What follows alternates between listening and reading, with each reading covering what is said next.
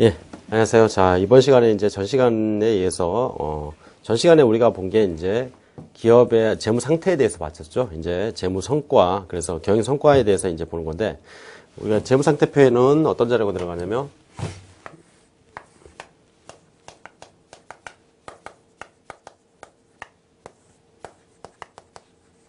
이런 자료가 이제 재무 상태표에 들어가죠.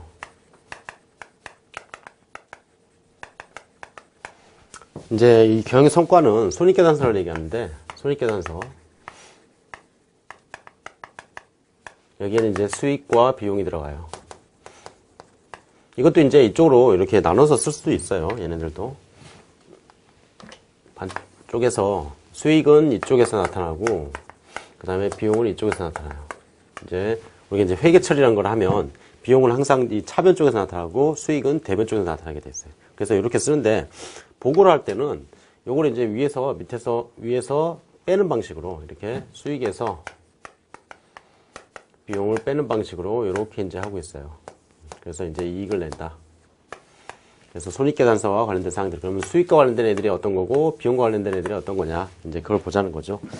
자, 여기서 보니까 수익이라는 게 뭐냐. 자본의 원인이나 추가 출자에 의하지 않고 경영 활동의 결과로 자본이 증가하는 원인을 수익이라고 얘기한다. 그래서 뭐 임대료, 이자 수익 뭐 이렇게 얘기하는데 우리가 아직 자본에 대한 개념이 정확히 잡혀져 있지 않기 때문에 그 자본은 이제 순자산이라고 보통 얘기를 해요. 그러면 만약에 물건을 내가 판다. 뭐 청바지를 사다가 이제 판다 이렇게 가정을 해보자고요. 그리고 청바지를 만드는 회사, 청바지를 파는 회사예요. 그러면 얘네들이 이제 청바지라는 걸 물건을 팔게 되면 판매를 하게 되면 뭐가 들어오냐면 이제 돈이 들어오겠죠. 그러면 이 청바지가 만약에 10,000원짜리인데 이건 얼마에 팔았냐면 15,000원에 팔았어요. 그러면 나한테 들어오는 건 뭐냐면 15,000원이 되겠죠. 이 15,000원이 들어오면 대금 이제 현금을 받았다면 현금이 이제 들어오겠죠. 현금 15,000원이 들어와요. 그러면 이 15,000원을 그 반대편에 뭐라고 쓸 거냐 이거예요. 그게 이제 뭐냐면 매출액이라는 수익 항목이에요. 이게. 15,000원. 이렇게. 그래서 이게 이제 뭐냐면 그 자본의 증가를 가져온다 이렇게 얘기를 해요. 이게 이제 순자산, 즉 자산의 증가를 가져오는 걸 얘기하는 거예요. 그래서 자산이 증가를 가져오면서 그 결과물로 이제 수익이라는 게 발생을 한다. 이렇게 보시면 되겠죠. 그래서 여기서 보면 수익은 자본의 증가를 원인으로 하고 임대료, 뭐 이자 수익. 그래서 임대료는 말 그대로 임대를 해주고 우리가 이제 임대료가 임차료하고 구분을 할 필요가 있죠. 임대료는 말 그대로 빌려주고 거기에 대한 대가를 받는 거고 임차료는 내가 빌리고 거기에 대한 대가를 지급하는 거예요. 예. 그래서 여기서는 임대료 이제 수익이 되는 거죠. 그 다음에 이제 이자 수익도 마찬가지 뭐 입금을 시켰는데 거기에 대해서 돈을 받았다. 그러면 이자 수익이 되겠죠, 뭐. 그래서 여기 이제 수익에서는 매출 수익과 그 다음에 영업외 수익이 있는데 매출 수익이라고 봐도 되고 이제 두 가지로 이렇게 구분을 하는데 영업과 관련되어 있느냐, 그 다음에 영업과 관련되지 않느냐, 거기에 따라서 이제 나온다 그랬죠. 우리가 이제 채권도 이렇게 나눴었어요. 그래서 영업과 관련된 것들이 이제 뭐 매출액 뭐 이런 것들이에요. 그 다음에 영업과 관련되지 않은 게 기타의 수익들이겠죠. 뭐 이자를 받든가, 그 다음에 뭐 잠깐 뭐 임대를 해주고 임대 수익을 얻었던가, 뭐 이런 것들. 예, 그래서 이런 것들이 영업과 관련되지 않은 영업 외 수익이라고 이제 얘기를 해요. 그래서 영업과 관련된 거는 매출액, 그래서 상품 매출이라든가 제품 매출. 상품은 우리가 물건 사다가 마진 붙여가지고 파는 거고, 제품을 물건 만들어서 판다 그랬죠. 어쨌든 간에 둘 다 팔아가지고 그걸로 수익을 내면 매출액이라고 얘기를 하는 거죠. 그 다음에 그 외 기타는 다 영업의 수익이라고 보시면 돼요. 자, 그러면 밑에 이제 계정 과목을 한번 볼게요. 어떤 수익 항목이 있는가 보니까 매출, 임대료, 이자 수익, 그 다음에 수수료, 그 다음에 뭐 자비익, 그 다음에 유용자산 처분이익에서 유용자산 처분이익은 나중에 이제 유용자산이라는 파트를 이제 볼 텐데, 유용자산 우리가 이제 그 청바지를 만드는 회사라면 청바지를 내다 파는 거죠. 이 청바지는 재고자산이라고 얘기를 해요. 자산의 분류를 좀 해보자면, 그 다음에 청바지를 만드는 회사도 그 회사에서 쓰는 물품들이 있을 거예요. 뭐 컴퓨터라든가 또는 뭐 에어컨이라든가 뭐 이런 것들이 있겠죠. 예. 그런 것들은 이제 유용자산이라고 얘기를 해요. 유용자산. 그래서 쓰고 있던 거를 내다 팔 수도 있잖아요. 예. 그러면 거기서 이제 이익이 나오면 유용자산 처분이익 이렇게 얘기를 하는 거죠. 그래서 건물, 비품, 토지 뭐 이런 것들 있죠. 예. 자, 그 다음에 이제 비용. 비용 항목은 자본의 유출, 순자산의 유출을 발생시키는 건데 말 그대로 그 뭐 급여를 지급한다든가 뭐 그런 것들 있죠. 예. 그런 것들은 다 그 유출이 발생되고 그걸 이제 비용이라고 얘기를 해요. 그래서 돈을 주고 지급되니까 돈이 빠져나갈 거 아니에요. 예. 그래서 상품 매출원가, 상품 매출원가는 여기서 이제 아까 청바지를 팔 때 얼마짜리 팔았냐면 10,000원짜리 팔았잖아요. 그러면 이거 팔면 15,000원만 들어오느냐, 나가는 것도 있다는 얘기죠. 뭐가 나가냐, 청바지가 나가잖아요. 예, 그래서 그거를 매출 원가라고 얘기를 해요. 10,000원짜리가 이제 빠져나간다 이거죠. 예, 그래서 그게 매출 원가가 비용으로 이제 계산이 되는 거예요. 얘는 이제 수익이고요. 자, 그 다음에 이제 급여. 급여는 종업원한테 지급되는 월급을 얘기하는 거고, 뭐 통신비, 뭐 모르진 않겠죠. 예. 통신비야 뭐 전화료 뭐 이런 걸 얘기하는 거니까. 그 다음에 교통비, 그 다음에 뭐 광열비, 그 다음에 소모품비. 소모품비는 소모품비라는 그 계정, 즉 소모품이라는 계정들 있죠. 그러니까 소모품 자체는 자산 계정이에요. 소모품. 그래서 뭐 A4지를 산다거나 여러분들 뭐 볼펜을 산다거나 뭐 이런 것들 있죠. 예, 그런 것들을 굳이 자산으로 잡고 그거를 재무상태표에다 기록하고 뭐 그렇게 할 수도 있지만 그냥 사는 시점에 그냥 다 비용으로 다 써버렸다 이렇게 하고 계산을 할 수도 있어요. 그래서 비용으로 사용을 하게 되면 그 뭔가 어떤 그 유형의 실체를 우리가 가져와서 거기에 대한 모든 사용을 다 해버렸다 이렇게 보는 거예요. 그게 이제 비용이에요. 그래서 여기서는 소모품비 하게 되면 그 소모품을 사고 거기에 그 소모품을 다 써버렸다고 이렇게 보시면 되겠죠. 예. 그 다음에 그 뭐 광고 선전비, 그 다음에 수선비, 그 다음에 뭐 세금, 그 다음에 보험료, 뭐 임차료, 그 다음에 그 외에 나머지를 이제 잡손실 뭐 이렇게 이제 표현을 하고 있어요. 예. 그래서 이렇게 이제 비용의 항목들이 있더라. 그 다음에 뭐 유형자산, 아까 이제 유형자산을 처분하고 이익이 나올 수도 있지만 유형자산을 처분하고 손실이 나올 수도 있겠죠. 그 유형자산 처분 손실, 그 다음에 이자 비용, 수수료 뭐 이런 것들, 기부금. 뭐 기부금이 이제 계절 과목에 나오는 경우는 우리가 이제 실무상으로는 나올 수 있지만 우리가 시험 문제에서는 기부금이 뭐 그렇게 크게 중요하진 않아요. 예. 그래서 기부금 같은 것도 지출하게 되면 비용으로 처리를 하더라. 예. 자, 그 다음에 이제 두 번째. 기업의 경영 성과에 의한 순손익 계산법. 우리가 이제 전 시간에 봤던 게 뭐냐면 재산법이라고 이제 봤었는데 그게 어떤 거였냐면 요 순자본을 이용해서 요번에 이제 손익이 어떻게 나왔는지 그걸 역으로 찾는 방법이었죠. 그래서 재산법은 어떻게 했냐면 기초에 재무상태가 이렇게 되고 기말에 재무상태가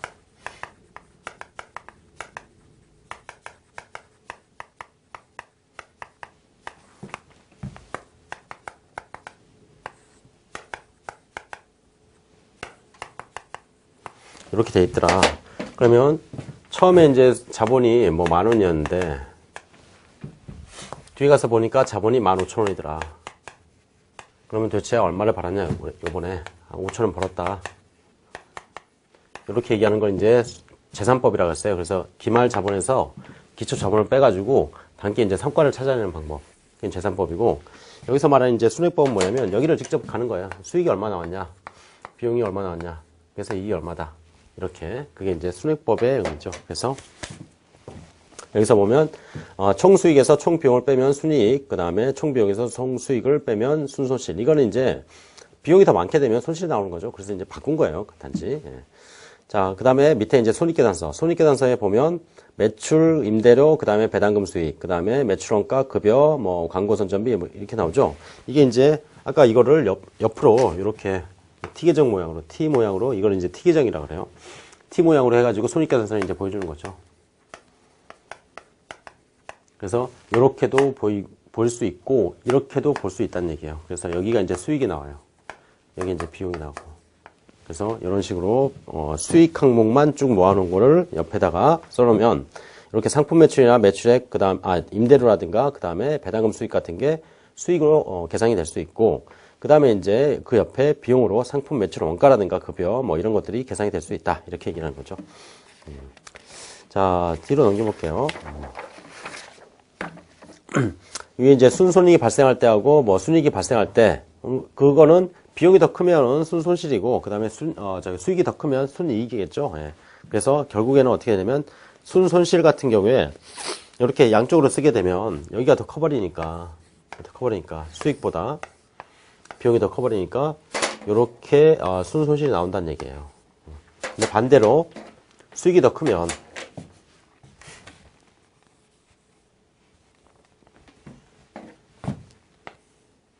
수익이 더 크면 여기에 이제 이익이 나오겠죠. 뭐 이런 식으로 계산이 된다. 예. 자, 그 다음에 이제 재무상태표와 손익계산서의 관계를 보면 재무상태표에 있는 자료들, 그런 것들 이제 손익계산서에서 여기서 일치된다는 이 표시는 뭐냐면 단기순이익이 이쪽으로 들어간다는 얘기예요.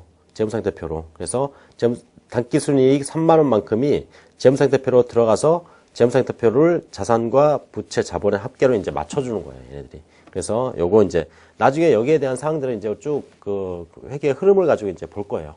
그러니까 이렇게 되는구나. 이렇게 좀 기억을 해 놓으시고. 자, 그 다음에 이제 연습 문제에서 보면 여기 한번 수익과 비용을 한번 구분을 해버려요. 그래서 한번 구분을 해볼까요, 우리가? 요거 한 번씩 이렇게 또 눈으로 좀 보세요. 그래서 수익과 비용에 대한 구분이 확실히 돼야지 여러분들이 이제 계정에 대한 분석을 빨리빨리 할 수 있으니까. 자, 여기 이제 상품 매출에 대한 거. 자, 상품 매출은 수익이죠. 예. 그 다음에 보관료는 비용일 테고, 그 다음에 접대비 비용일 테고, 그 다음에 급여 비용, 그 다음에 배당금 같은 경우는 수익이 되고, 그 다음에 세금과 공과 비용이 되겠죠. 그 다음에 이자 수익은 거기 수익이라고 써있으니까 수익이고, 그 다음에 매출 원가는 비용, 매출액은 수익, 매출 원가는 비용이 되겠죠. 예. 그 다음에 수수료는 당연히 비용이고요. 그 다음에 통신비, 이것도 비용, 소모품비, 이것도 비용, 그 다음에 잡비, 이것도 비용, 그 다음에 임대료하고 임차료 두 가지로 구분하라고 했죠. 임대료는 수익, 임차료는 비용이에요. 그러니까 여기서는 수익이 되겠고, 그 다음에 도서인쇄비, 이것도 이제 비라고 써있으면 다 비용이겠죠. 예, 비용. 그 다음에 수선비, 마찬가지. 여비교통비 비용이고, 그 다음에 처분이익은 수익이 되겠죠. 예, 그 다음에 복리후생비는 비용이고, 자비익, 이것도 이제 수익이고, 그 다음에 보험료 비용, 차량유지비 비용, 광고선전비 비용, 광열비 비용, 그 다음에 기부금 비용, 그 다음에 처분손실 비용, 수수료 수익은 수익, 그 다음에 운반비는 비용. 그죠? 뭐 그렇게 어려운 거 아니니까 눈으로 보면서 한번 구분을 한번 해보세요. 심심할 때. 예. 그래서 이런 것들이 이제 제깍 딱 나와야지 이게 비용이다, 수익이다 이런 것들이 구분이 돼야지 여러분들이 나중에 그 계정에 대한 분류를 할 때 편해요. 자, 여기 이제 두 번째 2번 문제는 그러면 이 수익과 비용을 한번 써보라는 얘기예요. 여기다가 이렇게. 그죠? 그래서 여기서도 마찬가지 수익 항목과 그 다음에 비용 항목의 구분을 하면 되겠죠. 여기에 상품 매출은 상품 매출 또는 매출액 이렇게도 표현이 돼요. 그러면 매출은 뭐냐? 수익이고, 임대료 수익이고, 이자 수익 수익이고, 그 다음에 자비익 수익이네요. 매출 원가는 비용이겠네요. 그 다음에 급여 비용, 광고선전비 비용, 보험료 비용, 그 다음에 여비 교통비 비용이고, 통신비 비용, 차량유지비 비용, 세금과 공과 비용. 예, 그래서 이렇게 맞추다 보면 한쪽이 더 크게 되겠죠. 그러면 그 한쪽이 큰 금액. 여기서 밑에 손익계산서를 한번 보세요. 손익계산서에 수익 쪽에 있는 금액들이 220만 원 나왔는데 이 비용 쪽에 있는 금액들 위에 있는 그 아까 우리가 이제 구분했던 금액들 있죠. 거기에 대한 합계가 220만 원보다 작아요. 그래서 얼마만큼 작냐면 36만 원만큼 작게 되는 거예요. 그래서 옆에 단기순이익이라고 나오죠. 여기가 220만 원이었고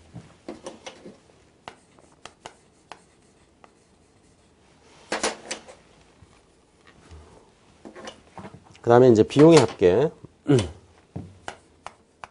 비용이니까 저기서 36만 원을 빼면 얼마가 될까요? 16만 원 빼니까 184만 원이 될까요? 얘가 이제 184만 원이 될 거예요. 그래서 나머지 차이 36만 원. 요게 이제 뭐냐면 이익이다. 이렇게 얘기를 하는 거예요. 그래서 수익이 비용보다 더 많은 부분. 그죠? 자, 그 다음에 이제 3번.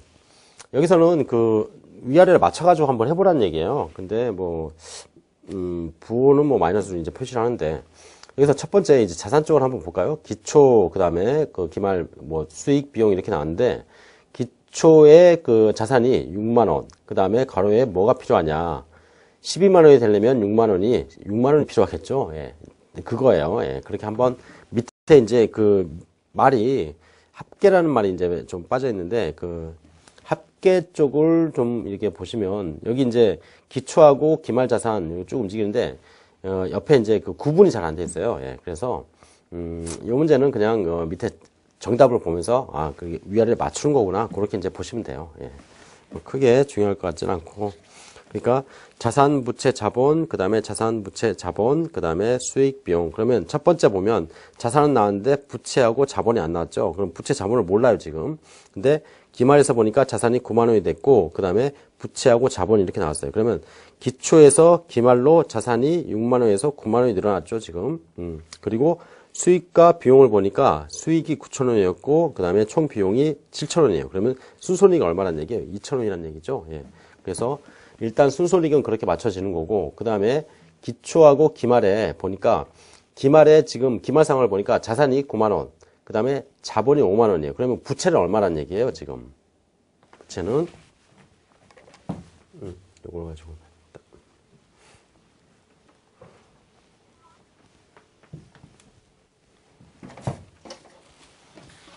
기말 상황을 보니까 얘가 9만 원, 그 다음에 자본이 5만 원.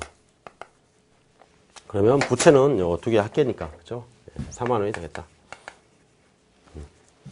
그 다음에 이제, 총 수익과 총 비용을 보면, 아까 2천 원 나왔죠? 예. 그래서 수익이 2천 원, 그래서 이익이 2천 원만큼 나온 거고, 그 다음에 이제 기초 상태 6만 원, 그 다음에 밑에 정답을 보면 부채가 12,000원, 그 다음에 자본이 48,000원 이렇게 되는데, 이 자본이 48,000원이 나온 이유는 뭐냐면, 이것 때문에 그래요.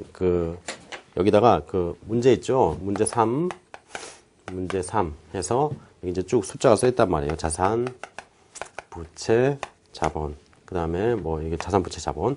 옆에다가 1기 이렇게 하나 써 놓으세요. 그 다음에 2기, 그 다음에 3기 이런 식으로. 예. 그래서 이게 이제 각각의 자산, 부채, 자본 이렇게 된다는 얘기예요. 예. 그래서 여기 기초가 자산이 얼마였냐면 6만 원이었고, 여기하고 여기 모르죠? 근데 요번에 수익이 얼마 나왔냐면 9,000원 나왔고, 그 다음에 비용이 7,000원 나왔대요. 그래서 2,000원이 이익이 나왔대요. 그 2,000원이, 여기에서 2,000원이 플러스 돼가지고, 결국에는 얘가 됐거든요. 예.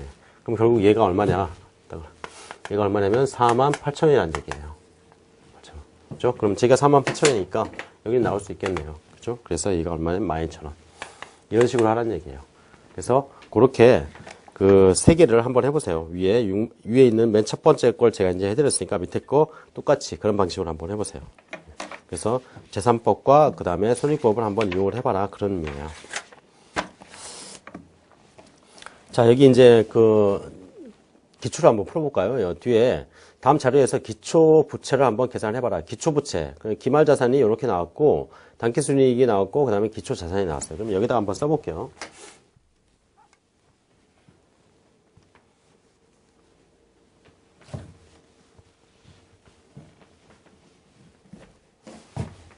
자, 기말 자산이 얼마 나왔냐면 70만 원 나왔고, 그 다음에 기말 부채가 20만 원 나왔어요.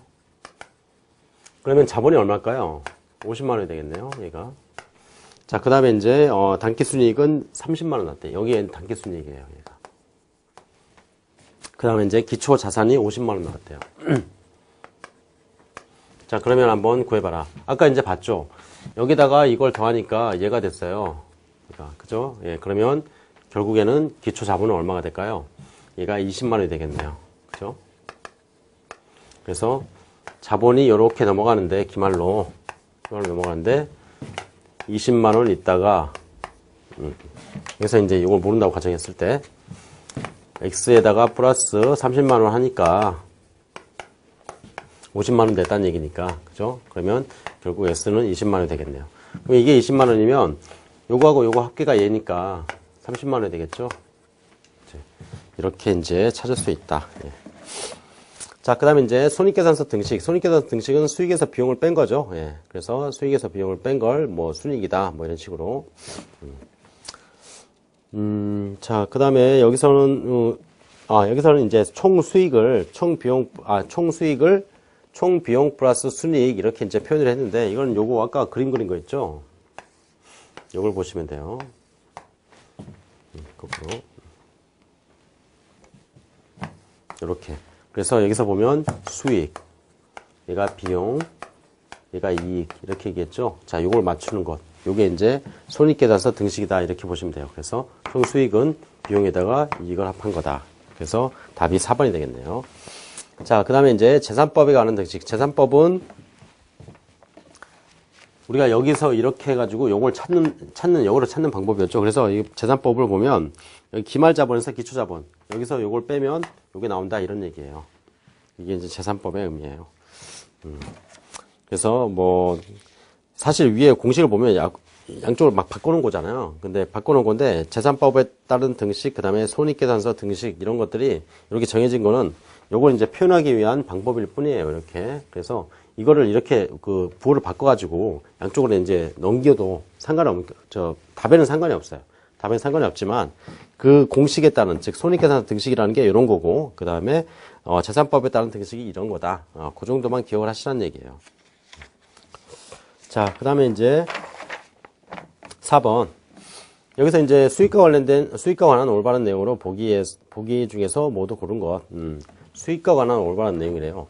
자, 자본의 증가의 원인이 된다. 수익은 자본이 증가한다 그랬죠? 이 자본을 순자산이라고 얘기하는데 우리가 물건을 팔면 현금이 들어온다. 그럼 그 현금이 뭐냐면 순자산의 사항이에요. 그래서 자본이 증가하는 원인이 되고, 그 다음에 이제 기업이 경영활동으로 지출하는 경제적 가치. 기업이 경영활동으로 지출하는 경제적 가치. 그게 뭘까요? 이게. 여기서 보면 수익이 아니라 비용이 되겠죠? 예. 그래서 어떤 활동을 하면서 걔한테 돈을 지급하고, 그 다음에 급여를 지급하고 그런 걸 얘기하잖아요. 그 다음에 이제 기업이 일정 시점에 소유하고 있는 재화나 권리. 이거는 자산을 의미하는 거고, 그죠? 그 다음에 이제 재화나 용역을 고객한테 제공하고 그 대가를 얻는 금액. 우리가 이제 물건을 팔고 현금을 받게 되면 그 받은 거를 이제 뭐라고 표시하냐면 매출액으로 표시한다 그랬죠? 매출액이 뭐냐면 수익이잖아요. 예. 그래서 그렇게 표현이 되겠다. 자, 그 다음에 이제 4절에 거래에 대한 사항들을 한번 볼게요.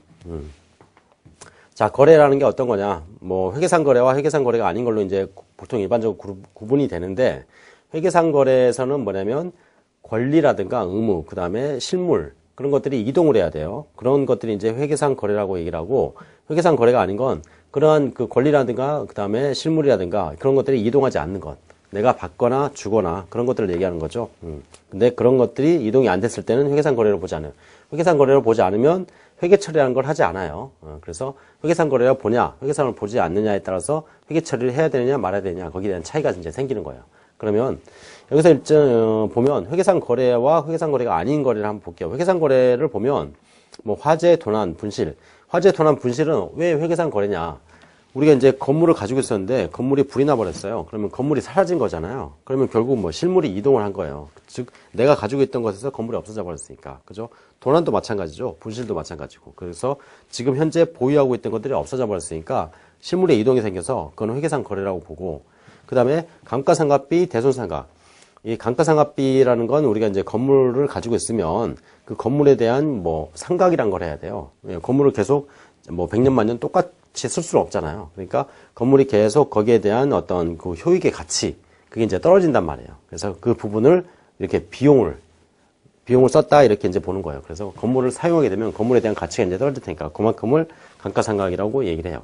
근데 원래 감가상각의 의미는 사실 그거하고 좀 다른데 그런 정도로 이제 생각을 하시면 돼요. 그래서 기존에 쓰고 있던 새로운 물품을 가져와서 사용하게 되면 거기에 대한 가치가 점점 좀 떨어지겠죠. 그 얘기는 뭐냐면 그 새로운 물품을 가지고 상대방, 즉 물건을 가지고 있는 사람은 그 물품에 대한 효익을 자기가 가져가는 거예요. 사실은 그걸 쓰면서 기분도 좋고, 그 다음에 어떤 뭐 편의를 뭐 도모할 수도 있고 그런 것들 있죠. 예. 그래서 그 부분만큼 비용이 된다 이렇게 생각하시면 돼요. 그게. 자, 그 다음에 이제 회계상 거래에서 상품의 매출, 이거는 당연히 뭐 거래고요. 그 다음에 뭐 채권 채무가 발생을 했다. 그 다음에 유용자산을 매매했다. 이런 것도 다 실물이 왔다 갔다 하는 거잖아요. 근데 채권 채무는 뭐냐면 권리와 의무가 왔다 갔다 하는 거예요. 그래서 내가 돈을 빌리면 돈을 나중에 줘야 되니까. 그죠? 그 다음에 이제 자산의 증가나 감소, 뭐 이런 것들은 당연히 회계상 거래가 되고, 회계상 거래가 아닌 걸 보니까 주문이라든가 계약. 그래서 대표적으로 회계상 거래가 아닌 건 뭐냐면 계약이라고 보시면 돼요. 계약을 하는 시점에서는 뭐 실물이 이동하는 것도 아니고, 그 다음에 계약을 했다고 해서 그거를 내가 이제 꼭 갚아야 되냐, 또는 꼭 내가 그 물건을 사야 되냐. 계약이란 건 파기가 될 수 있단 말이에요. 계약을 파기하게 되면 거기에 대해서 뭐 실물을 이동하거나 또는 권리를 내가 받거나 뭐 이런 것들이 안 생긴단 말이에요. 그래서 대표적인 회계상 거래가 아닌 건 주문이라든가 계약이에요. 그냥 그거는 회계상 거래를 보지 않고, 그러면 계약이라든가 주문이 있었다고 해서 회계 처리하냐 안 한다는 얘기예요. 그죠? 자, 그 다음에 이제 두 번째, 거래 요소의 결합 관계를 보면, 거래 요소라는 게, 우리가 이제 아까 자산, 부채, 자본, 그 다음에 수익, 비용, 이런 것들이 있었는데, 자산과 부채, 그 다음에 자본, 이런 것들은 자산은 이쪽에서 생기고, 그 다음에 부채는 여기서 생기고, 자본은 여기서 생겨요. 그러면 부채가 차변 쪽에서 생긴다는 얘기는 부채가 사라지는 걸 얘기하는 거고, 자산이 대변 쪽에서 생긴다는 얘기는 자산이 빠져나간다는 얘기예요. 물론 마찬가지 자본이 대변 쪽에 생기면 자본이 생긴다는 얘기고, 자본이 차변 쪽에 생기면 자본이 없어진다는 얘기고, 자본이 이쪽에 생기면 증가한다는 얘기고, 그죠? 그래서 그러한 것들을 표현이라는 게 이렇게 되는 거고, 모든 거래는 여기서밖에 안 나와요. 근데 우리가 이제 이거는 뒤에 가면 거래 종류 해가지고 요 뒤에 이제 쭉 나오는 거 있죠. 예, 출금 거래 뭐 이런 것들을 그런 걸 통해서 한번 볼게요. 그래서 거래란 건 이렇게 결합이 되더라. 그래서 한쪽에서 양쪽이 우리가 그 복식부기라는 걸 할 때 복식부기는 차변에도 쓰고 대변에도 쓴다 그랬죠. 그 복식부기의 논리에 따라서 하나의 사건이 두 가지로 표현이 될 수 있단 말이에요. 자, 그거를 이제 뒤에 가서 회계 처리한 걸 한번 해보면서 볼게요. 자, 그 다음에 이제 세 번째, 거래 이중성. 거래 이중성은 하나의 거래가 두 개로 표시되는 걸 거래 이중성이라고 얘기해요. 그게 이제 복식부기의 논리라고 그랬죠. 그래서 하나의 사건을 가지고 이쪽 저쪽에다 같이 써주는 거예요. 그 한쪽은 원인, 한쪽은 결과 이렇게 생각하시면 돼요. 자, 그러면 네 번째, 거래 종류를 보니까 현금의 수익과 지출에 따른 분류가 있더라. 그래서 입금 거래, 돈이 들어온 거래를 얘기하는 거죠. 그래서 거래 내용을 보세요, 한번. 자, 이자 20만 원을 현금으로 받았다. 그러면 차변 쪽에 현금이 계산이 되고 대변 쪽에 이자 수익이 계산이 돼요. 그래서 여기서는 현금이라는 자산이 들어오고 이자 수익이라는 매출액이 아니라 수익이 발생하는 거예요. 그래서 보면 수익과 비용은 증가 감소로 표시하지 않고 발생한다 이렇게 얘기를 해요. 이게 자산과 부채와 자본은 증가 감소로 표시를 하는데 수익과 비용은 발생이라고 이렇게 얘기를 해요. 그래서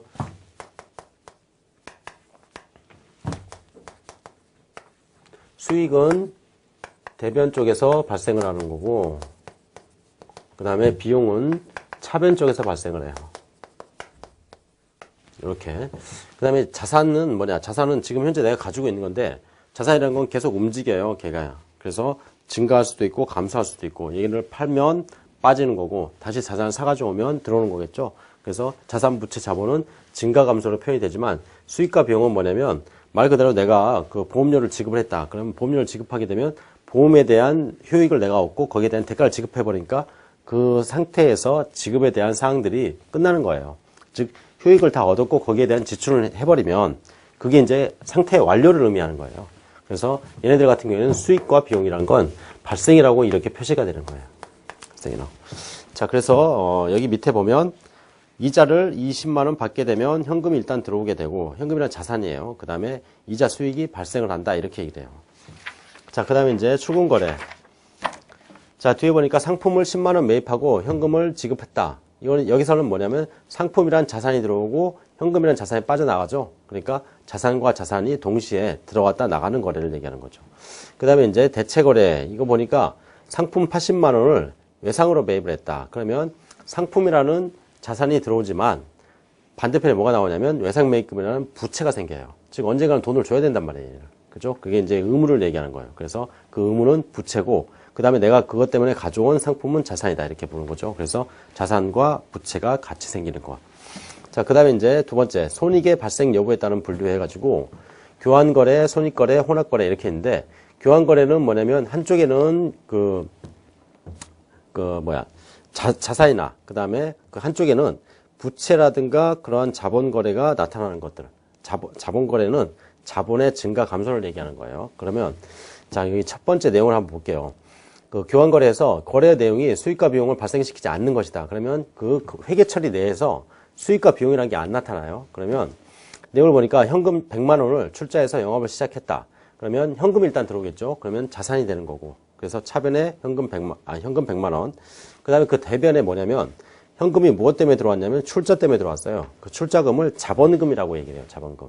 자본금은 회사가 이익을 얻거나 그런 건 아니고 주주들한테 돈을 어떻게 출자를 받았다 이렇게 얘기해요. 돈을 빌리는 거하고 또 의미가 달라요. 그래서 우리가 처음에 장사를 하게 되면 돈을 빌리면 그게 이제 부채고 출자를 받으면 이제 자본이다 이렇게 얘기했죠. 그걸 가지고 이제 자산이라는 걸 산다 이렇게 얘기했단 말이에요. 그래서 여기서 보면 이 자본이라는 거는 현금 100만 원을 출자받았다 그러면 여기에 들어가는 사항들이에요, 얘네들. 그죠? 그게 이제 자본금 이렇게 얘기를 해요. 그래서 여기서는 수익과 비용이 안 나타난다 이렇게 얘기하는 거고, 손익거래를 보면 거래의 금액 전체가 수익이나 비용을 발생시키는 거래. 그래서 밑에 임차료 10만 원을 현금으로 지급을 했다. 그러면 현금이 일단 빠져나가겠죠. 그 다음에 임차료라는 비용이 발생을 해요. 임차료. 그럼 이 현금은 뭐냐면 자산이고, 임차료는 뭐냐면 비용이죠. 그래서 한쪽에 이렇게 수익이나 비용이 나오면 그걸 이제 손익거래라고 얘기를 해요. 그래서 물건, 대표적으로 손익거래 중에 대표적인 게 물건 팔 때 매출액. 그죠? 매출액이 발생이 되면 내가 돈을 받으면 현금 들어오고, 반대편에 매출액이라는 수익이 발생되는 거죠. 그게 이제 손익거래고, 그 다음에 혼액거래는 뭐냐면 양쪽에 여기서 자산이라든가 그 다음에 부채 또는 자본, 그러면서 수익이라든가 비용이 같이 나타나는 거. 이게 이제 뭐냐면 혼합거래라고 얘기를 해요. 그래서 여기서 보면 밑에 단기 대여금 50만 원과 그 이자 만 원을 현금으로 받았다. 일단 받은 돈은 얼마냐면 51만 원 받았어요. 근데 반대편에 뭐냐면 단기 대여금에 대한, 즉 단기 대여금을 내가 돈을 빌렸으니까 여기서는 50만 원만큼 뭐가 되냐면 차입이 되는 거죠. 그죠? 돈을 빌렸으니까. 그 다음에 그 단기 대여금과 그 이자, 단기 대여금은 여기서는 저기로 했네요. 돈을 받은 거네요. 네. 자, 차입금이 아니라 대여금이니까 얘가 이제 어떻게 되냐면 그 전에 이런 상황이 있었다는 얘기예요. 돈을 빌려줬어요. 대여를 했어요, 대여를. 그러면 뭐가 되냐면 단기 대여금이 일단 생겨요. 여기서 50만 원 빌려줬네요. 그 다음에 이제 현금이 이렇게 빠져나갔을 거야. 자산. 자, 그런데 이제 이거를 나중에 받은 거죠. 여기서는 단기 대여금을 회수했다, 받았다 이렇게 얘기했으니까 그러면 현금이 들어오겠죠. 그 다음에 이제 단기 대여금, 이제 내가 가지고 있던 거 요거 이제 돈으로 받았으니까 얘는 없애야 되겠죠. 그러면 반대편에 이렇게 나타나게 돼 있어요. 단기 대여금 50만 원. 그 다음에 현금 얼마 받았냐면 51만 원 받았어요. 그럼 뭘로 받았냐? 여기서 이자를 또 받았죠. 이렇게. 그래서 여기 보면 얘는 수익이에요. 그 다음에 얘는 자산. 얘는 자산. 그래서 양쪽에 자산이나 부채가 동시에 나오면서 수익과 비용이 발생되는 거. 그런 것들을 혼합거래라고 얘기를 해요. 자, 그래서 이렇게 좀 구분이 된다. 자, 밑에 보면 손익의 발생 여부에 따른 거래 유형해서 교환거래, 그 다음에 교환거래는 수익과 비용이 발생하지 않는 걸 얘기한다 그랬죠. 그래서 자산이라든가 부채가 양쪽에 나타나는 것들을, 또 자산 나타나는, 또는 부채 자산, 이런 식으로. 그 다음에 이제 거래 발생 장소에 따른 분류 보면 내부거래는 기업 내부에서만 하는 거래를 얘기하는 외부거래. 우리가 이제 하는 대부분의 회계처리 사항들은 다 외부거래, 그 다음에 기업의 내부 거래로 볼 수 있는 것들이 이제 감가상각비라든가 그런 게 있어요. 예, 그런 것들은 뒤에 가서 이제 또 설명을 할게요. 자, 그러면 거래에 대한 사항들을 쭉 봤는데, 여기 이제 밑에 그 연습 문제를 한번 볼게요. 여기서 회계상 거래에 해당하는지 해당하지 않는지 한번 찾아보자고요. 자, 첫 번째, 대성산점에 상품 70만 원을 주문을 받았다. 주문을 받게 되면 그건 뭐죠? 주문은 대표적으로 회계상 거래가 아니라 그랬죠. 그러니까 얘는 회계 처리할 대상이 안 되고, 그 다음에 두 번째, 금고에 있는 현금 3만 원을 돌아다녔다. 현금 3만 원이 빠져나간 거잖아요. 그러니까 얘는 회계상 거래가 되는 거죠. 예. 그 다음에 이제 차용 증서를 받고 현금 60만 원을 대여했다. 이것도 마찬가지 현금 60만 원을 걔한테 돈을 준 거잖아요. 실물이 이동이 생긴 거예요. 그래서 얘도 마찬가지 회계상 거래가 되는 거고, 그 다음에 이제 거래처 오병기에게 현금 300만 원을 빌리기로 약속을 했다. 현금 300만 원 빌리기로 약속한 거 자체만 가지고는 뭐냐? 회계상 거래가 아니라 그랬죠. 예, 그래서 얘는 회계상 거래가 아니고, 그 다음에 창고에 있는 폐유지를 만 원에 처분하고 대금은 월말에 받기로 했다. 폐유지를 이미 가지고 갔고, 이제 지금 나는 뭐냐면 대금을 월말에 받기로 한 권리를 획득한 거예요. 그러니까 이것도 회계상 권리고, 회계상 거래고, 그 다음에 이제 사무용 책상하고 의자를 창고에 보관시키다. 이거는 회계상거래가 당연히 아니죠. 사무용 책상하고 의자가 그 창고에 있다고 해서 내가 안 가지고 있는 게 아니잖아요. 그 똑같이 보유하고 있는 거니까. 그 다음에 이제 거래처 구로 상점이 파산해서 외상매출금 100만 원이 회수가 불능이 됐다. 회수 불능이 됐으면 어쨌든 간에 외상매출금을 못 받게 됐으니까. 그죠? 그러면 권리가 없어진 거예요. 회계상 거래가 되겠고. 그 다음에 청사양로원에 현금 500만 원을 성금으로 기탁을 했다. 현금이 빠져나갔죠? 그러니까 회계상 거래가 맞겠고. 그 다음에 영업용 건물을 700만 원에 매각하기로 계약을 맺다. 이것도 마찬가지 계약만 맺었지 계약이 파기가 되면 어쨌든 간에 건물을 매각하지 못하겠죠. 그러니 이거는 회계상 거래로 보지 않고. 그 다음에 급여 150만 원을 지급하기로 하고 종업원을 채용을 했다. 채용 자체만으로는 회계상 거래 아니에요. 그러니까 걔가 500만 원 지급하기로 하고 그 다음에 채용이 됐어요. 그 다음에 걔가 하루라도 일을 해야 돼요. 하루라도 일을 하고 그 다음에 거기에 따라서 뭐 하루 일하고 걔가 나간다. 그러면 하루치 임금을 줘야 된다. 그러면 그 임금만큼은 회계상 거래가 돼. 왜냐면 걔가 이미 일을 해줬고 거기에 대해서 내가 지급을 해줘야 되니까요. 그렇지만 계약을 하고 채용을 하는 시점에서는 뭐냐, 아직 회계상 거래가 아니란 얘기죠. 상대방이 종업원이 우리 회사에 일을 해준 것도 아니고 그 다음에 내가 걔한테 줘야 될 의무도 안 생겼단 말이야 아직. 그죠? 자, 그 다음에 이제 자기압 수표 100만 원을 현금으로 교환해서 오다. 이거는 이제 자기압 수표라는 게 현금으로 바뀐 거죠.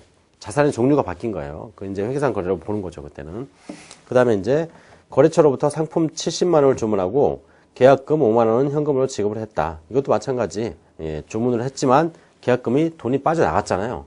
그러니까 주문하는 시점에선 회계상 거래가 아니지만 주문하고 돈을 걔한테 주면 그때부터는 회계상 거래가 되는 거예요. 실물이 이동을 해버렸으니까. 그죠? 그래서 이런 것들은 회계상 거래로 보더라. 그래서 여기는 쭉 이렇게 구분이 된다. 그래서 회계상 거래인지 아닌지에 대한 구분 여러분들 좀 해주세요. 자, 뒤에 이제 뭐 기출 및 적중 예상 문제가 있는데 여기서 이제 구분해서 좀 풀어볼게요. 네, 첫 번째, 회계상 거래에 해당하지 않는 것. 투자용 건물이 화재로 소실이 됐다. 이거는 그 말 그대로 건물이 없어져 버린 거잖아요. 그러니까 회계상 거래가 맞겠고, 원재료를 매입하고 대금은 약소금을 발행해서 지급했다. 이것도 마찬가지죠. 원재료가 들어왔고 거기에 대한 대금을 지급을 해줬으니까. 그 다음에 임금 100만 원을 지급하기로 하고 채용을 했다. 채용은 회계상 거래가 아니라 그랬죠. 예. 그 다음에 이제 원재료 30만 원을 주문하고 계약금 3만 원을 현금으로 지급했다. 이것도 마찬가지 회계상 거래가 되겠고요. 예. 자, 2번을 보면 다음 거래에 대한 거래 요소의 결합관계를 바르게 나타내는 것. 자, 이달분 임차료 20만 원을 현금으로 줬대요. 그러면 이런 식으로 회계 처리가 돼야 돼요. 현금이 일단 빠져나갈 테니까 20만 원 이렇게. 그 다음에 그게 어떤 명목으로 했냐면 임차료라는 명목이에요. 그러면 비용이고 얘는 수익이죠. 아니, 수익이란다. 자산이죠. 비용이 발생됐고 자산이 빠져나갔어요. 예. 자, 그러면 거기에 대한 사항, 비용의 발생과 자산의 감소를 찾아보면 되겠네요. 1번이 되겠다. 그죠? 예. 자, 그 다음에 3번에 다음 중 손익거래에 해당하지 않는 것. 손익거래는 뭐냐면 한쪽에 수익이나 비용이 나오고 한쪽에는 그 반대편은 자산이나 부채 뭐 이런 것들이 나오는 걸 수익과 비용이라고 그래요. 아, 손익거래라고 그래요. 그러면 여기서 이제 첫 번째, 수도세 20만 원과 급여 10만 원을 현금으로 지급했다. 그러면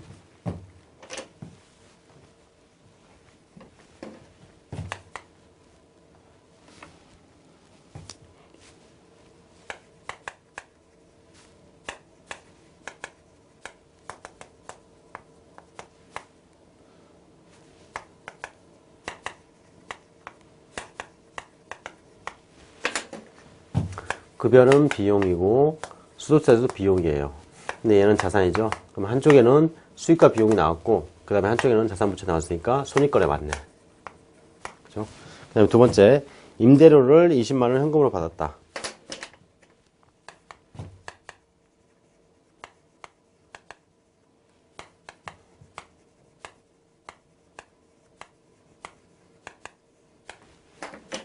여기서 임대료는 수익이죠. 그 다음에 얘는 뭐냐면 자산이에요. 이것도 마찬가지 손익거래 맞네요. 한쪽에 수익이 나왔고 한쪽에 자산이 나왔으니까. 자, 그 다음에 이제 전기세 3만 원을 현금으로 지급했다.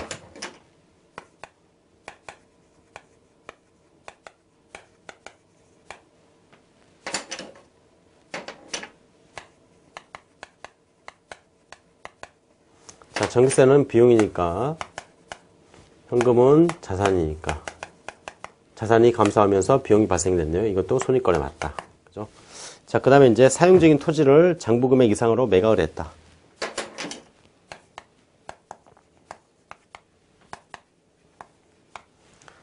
장부금액이 10,000원이라고 가정을 해보자고, 얘를. 그 다음에 장부금액 이상으로 매각을 했으니까 15,000원 뭐 이렇게 매각했다 할까요? 자, 그럼 그 반대편에 뭐가 나오냐면 처분이익 이렇게 나와요. 자, 이렇게 되면 얘는 수익이에요. 얘는 자산이고 얘는 자산이고. 자, 한쪽에서 차변 대변 양쪽 중에 한쪽에서 수익과 비용이 나오고 그 반대편에 자산과 부채 뭐 이런 것들이 나오면 손익거래라는 게 있는데, 얘는 한쪽에서 자산이 나오고 한쪽에서 자산 부채가 또 나오면서 수익이 같이 나왔어요. 얘는 이제 혼합거래 이렇게 얘기한다 그러죠. 이렇게. 한쪽에 순수하게 수익과 비용만 나와야지 손익거래예요. 예. 그럼 여기서는 일단 답이 4번이 되겠네요. 밑에 이제 4번의 계정에 대한 표시, 요거는 뒤에 이제 계정에 대한 분석을 하고 그때 이제 좀 보세요. 그 뒷장 계정 5절에 대한 사항을 보고 난 다음에 4번 문제를 한번 풀어보세요. 일단 연습 문제 여기까지 할게요. 자, 이번 시간은 이제 일단 여기까지 하고 다음 시간에 제 5절 계정에 대해서 한번 보도록 하겠습니다. 자, 고생하셨습니다.